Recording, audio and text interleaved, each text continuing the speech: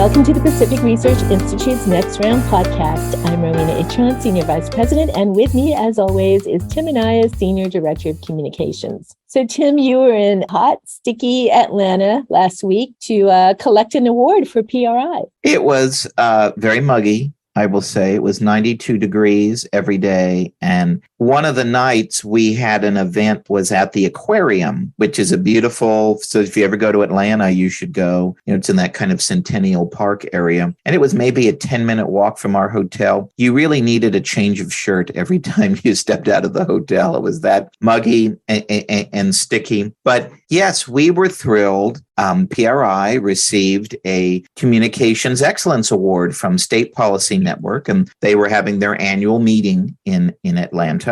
And we received the award for Bold Brand Boost, which I love the names of these different categories. But basically, we were honored among the different think tanks around the country. We were honored for our communications efforts promoting our CEQA Gauntlet study and our Lance Azumi's most recent book on the homeschool boom. And I guess the language of the award citation, is that, through our efforts promoting these studies, we promoted PRI as a problem-solving organization, even in a very blue state like California. So we were very honored to be recognized, and especially amongst, our peers and the other think tanks that are doing such great work. So I am looking at the award now, which looks very nice on my bookshelf in my office. So a great thrill and great recognition for PRI and our work. So how was the conference overall? You did some podcast interviews among the prominent guests at the conference. It is always interesting when you go and you kind of get to talking with folks that everyone's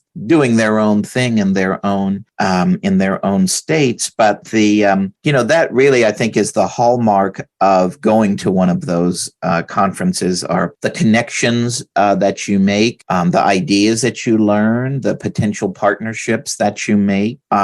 So we, they had sessions on any topic you could think of. But certainly I went to some interesting topics on environmental policy in the Biden administration, on education reform and the latest polling there, on I went to a couple of, on different communications techniques.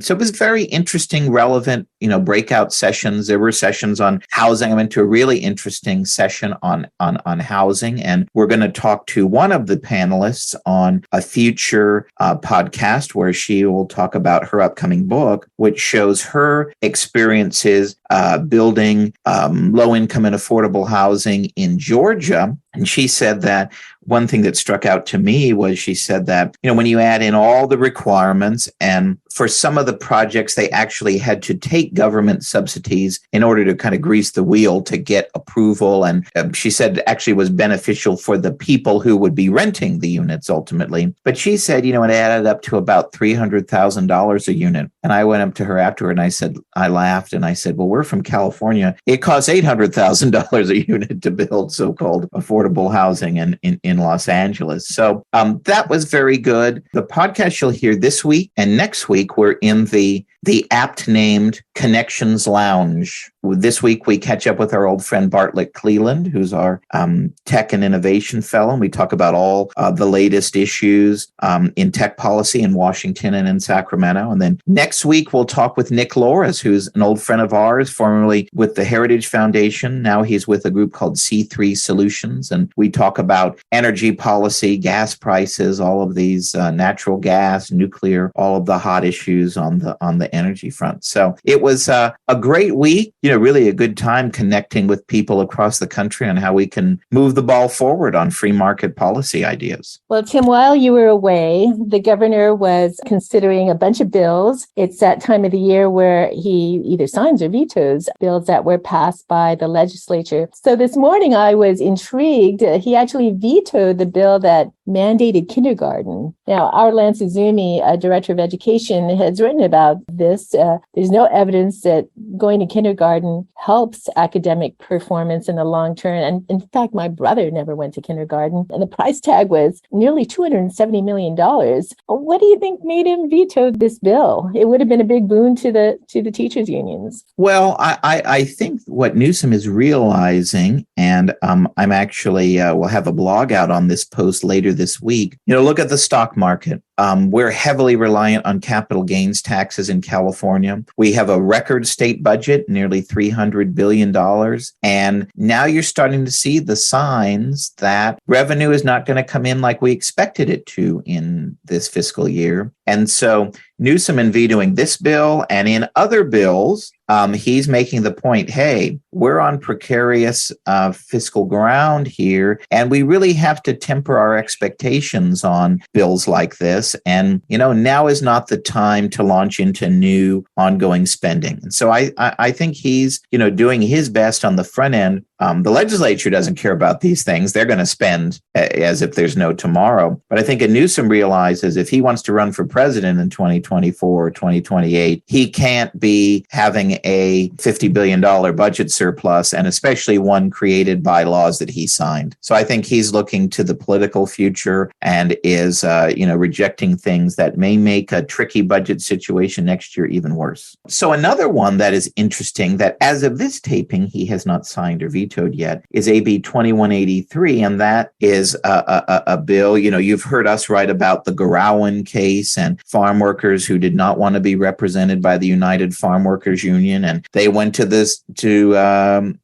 highest courts in the land and won for their right to have their votes counted and that they would not be represented by United Farm Workers. Well, the legislature came back and has another bill that would basically be kind of a sleazy go around that would make it even easier for the United Farm Workers to, win over these farms where maybe the farmers don't want their representation. Now, interestingly, Governor Newsom has not been supportive of this efforts, and he still has concerns with the bill in its current form. Yet, in a rare move, President Biden came out and publicly urged Newsom to sign the bill. Now, that's a wild thing. You would never see that in the past unless there was coordination between the offices. I think it's all about 2024. I think Biden's getting a little annoyed that Newsom is traveling the country, even though he says, I'm not running for president and I have sub-zero interest in it. I think he's annoyed that Newsom is kind of going out there and planting his flag. And so I think that's a little bit of comeuppance,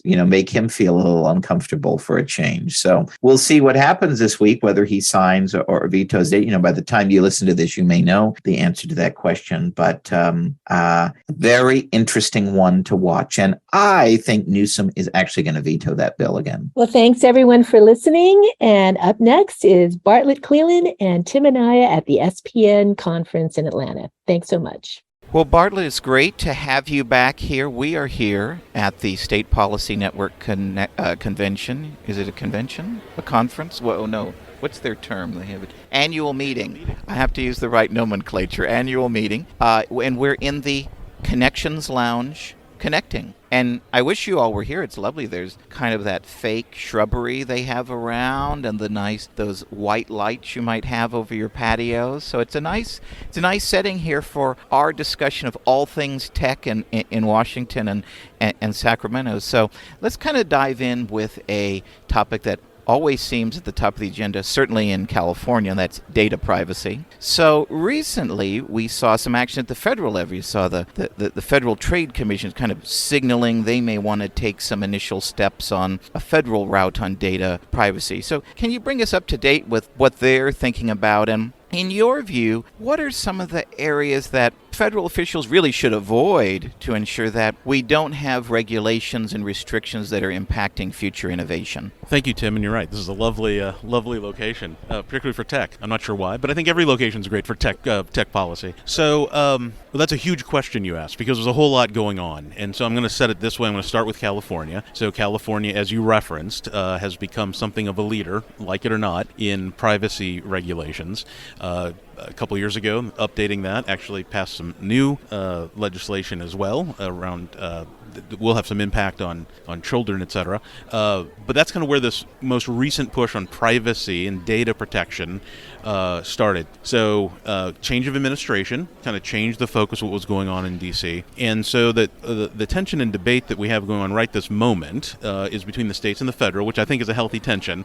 We can have a discussion about whether California should try to Bigfoot the rest of the country, whether that interrupts the real federalism process of a bunch of cooks in the kitchen trying to come up with a better solution or not. But because of the push from California, Washington, D.C. has taken notice.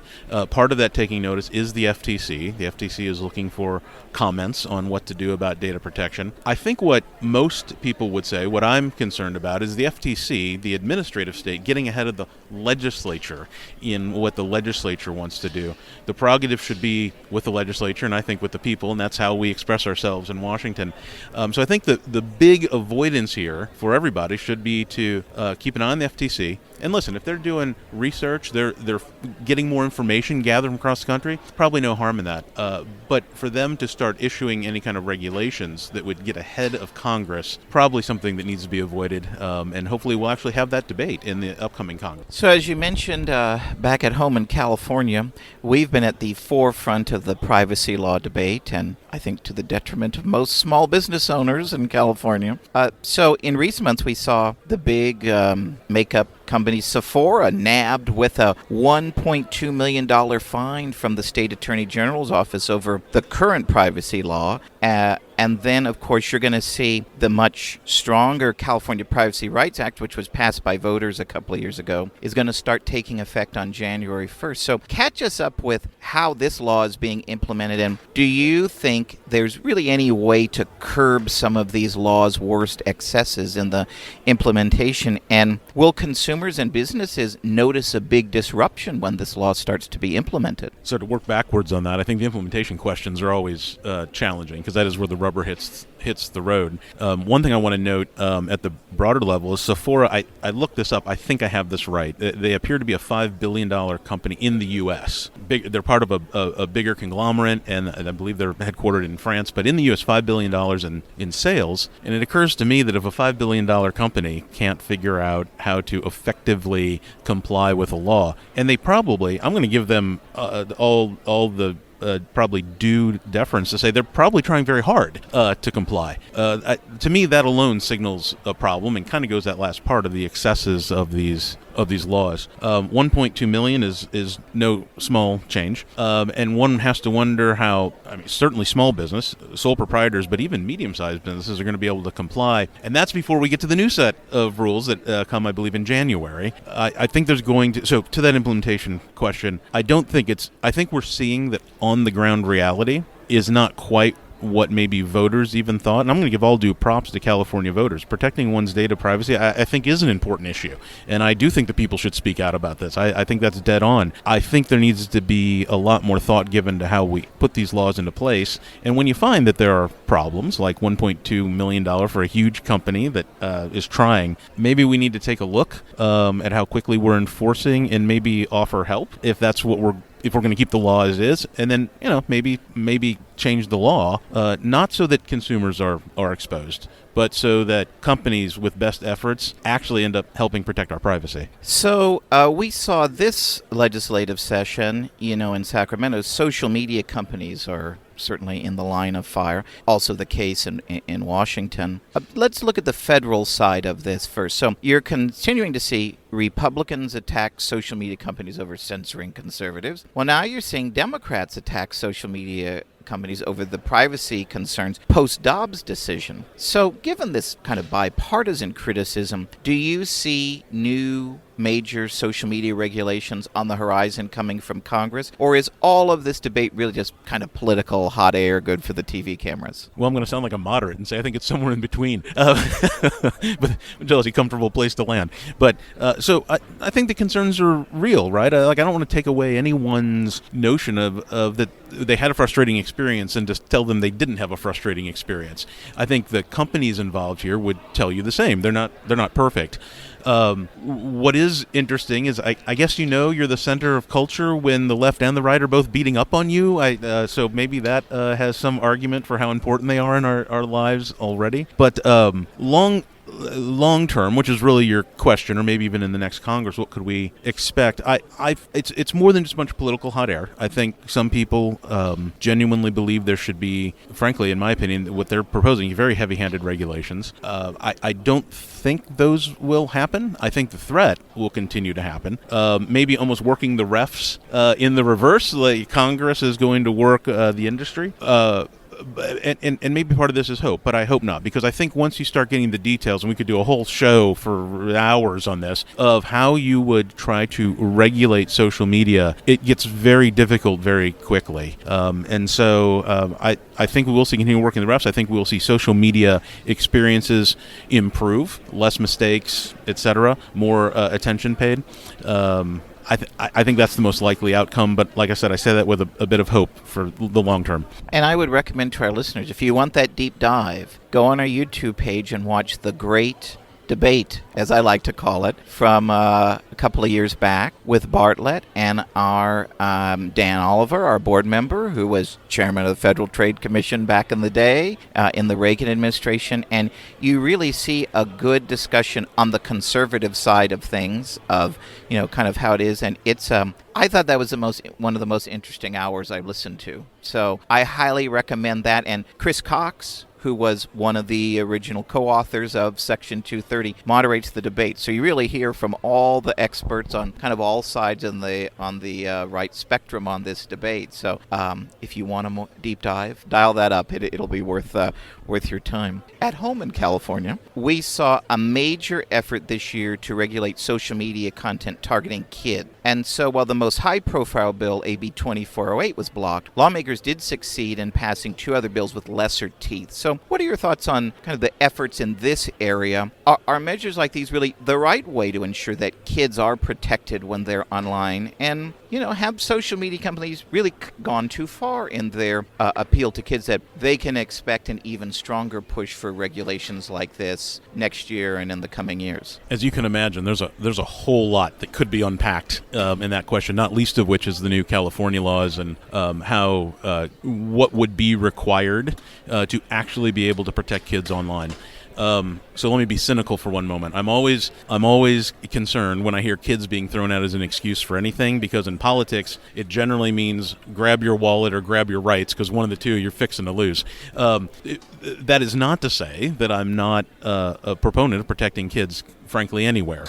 And I think that is a decent frame. To what extent and how do we protect kids in an analog world? And then how could that roughly apply to the digital world? But then there are just some challenges when it comes to implementation. So a very quick one, just determining someone's age leads you to a couple quick questions. How do you know it's them? And then how do you know their age? So I would just have listeners think for a minute of the kind of reporting requirements that might be required. If we are not okay with something along the lines of check this box to swear to me that you're 18 or older, 21 or older, 13 and older, or whatever age you want to pick, it turns out that it is not uncommon for kids to still get online. And part of the challenge of the new California law, too, is that it's going to be for any website where kids are at all, as opposed to what we used to think was good, was if you were targeting children, then you had extra responsibilities. This could be websites that actively do not target, or maybe go out of their way to not target children. But if kids happen to go there, suddenly they're on the hook for things, and they don't even want these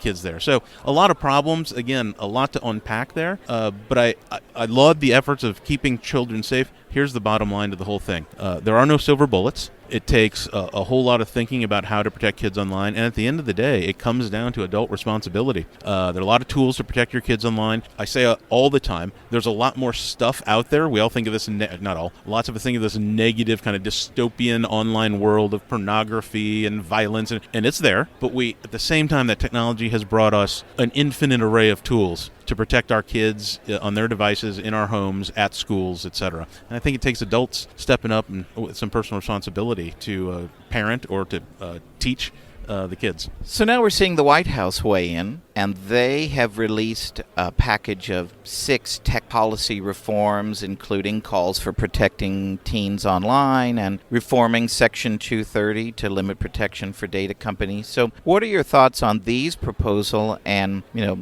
are these serious things that you think might actually be implemented, or is this more kind of posing for the cameras? And when it comes to the administration, are there some things they might do via executive order versus going through Congress? I'm always is impressed the right word? I don't know. With the creativity of those who can craft an executive order. So I don't know. I don't know, to answer your last question directly, that I know that there's a whole lot that could be done on the executive order, because frankly, a lot of these efforts sidle right up against a lot of our constitutional rights. And I'm not saying that these things can't be done. I'm just saying that they're a lot trickier to implement than people think, some of which I already referenced. Verification and authentication, that is, that you are who you say you are at that computer, and I know the details about you I need to know. That's a really difficult challenge. It's one thing to walk into a store and people can observe you and you have an ID and you match that photo. It's another if a website has to have all that data on everybody who might come by. I mean, now we're back into the data protection challenge.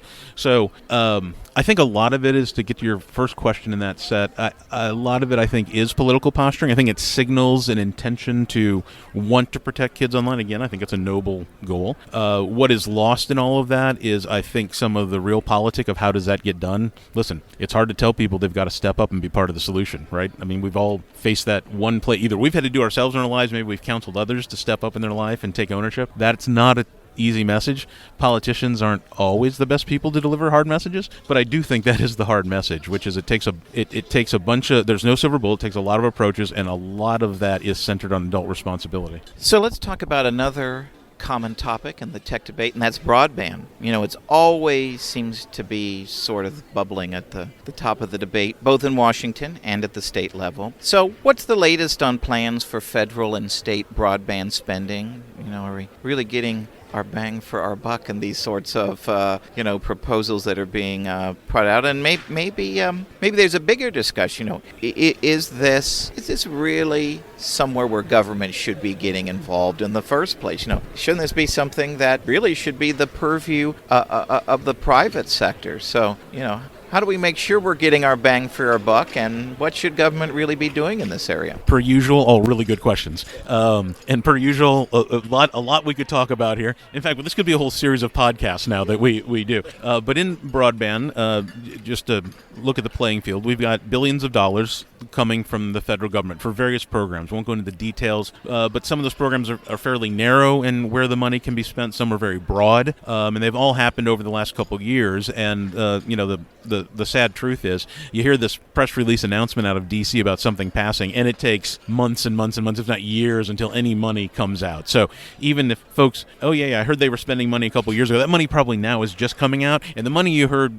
this year or last year, it's still halfway in the process. So, but what is happening ultimately is a lot of money is flowing to the states, to the counties, and to the cities for building out broadband access to people who are unserved, not underserved, and not that we want to serve them with yet another perhaps government-owned network, but that are unserved. So the way I think about this is, for fiscal conservatives, we might not like the fact that all this money is sloshing out of D.C., not always with as many guidelines as we might prefer, but that debate already happened, and we, depending how you look at it, we lost, whatever, that money is coming. So now I think a fiscal conservative responsibility is to make sure that the spending, to your point, is done correctly, and that we actually build out systems to people who were unserved, so that they can get online.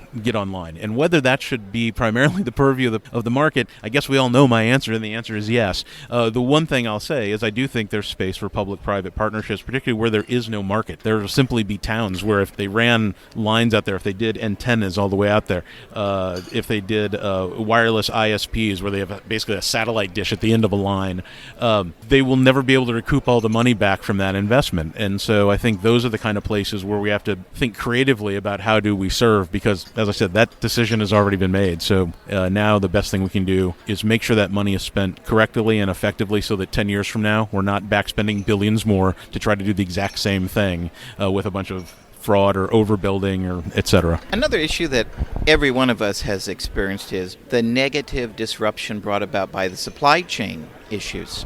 And we've seen it particularly in technology. We've seen lack of chips holding up manufacturing for things like new cars. You hear reports of there are thousands of cars sitting there just waiting for their chips. So Congress recently passed a great named law, the CHIPS and Science Act, to alleviate this growing semiconductor problem. So what are your thoughts on the new law? Do you think this is what is needed to turn around the problem, or should Congress be pursuing reform in other areas? Or maybe it's even executive action? I think the easy answer to that last part is yes to all. That we always should be thinking about how do we encourage our companies to expand and build here in the United States and not overseas. And listen, there are a lot of structural reasons, cost reasons why people build overseas. To me, the trick in this debate, and it has been from the get-go, and you already heard me talking about market desirability, and obviously PRI, one of the staunch allies of the free market, right? I guess in my thinking is when you get into an area of national security, that thinking a little bit changes. We can have a debate about what we need for national security. I think that's a good and legitimate debate, and I'll leave that opinion aside for the moment. The fact of the matter is we just simply don't produce enough computer chips in this country. We design virtually all the chips in this country. We don't produce them in this. So fabrication plants, don't exist like they used to, and certainly haven't kept up with the demand. So the question really came down to, are those chips necessary for national security? There's people much smarter than me in that space who've written on that. But I think if we do get into that debate, where what do we need for national security, it again changes that metric. And if that's true, and then government has to do something to encourage that building here. And the fact of the matter is the CHIPS Act certainly has allocated a lot of funding, but it is merely fractional of what industry is going to be putting in.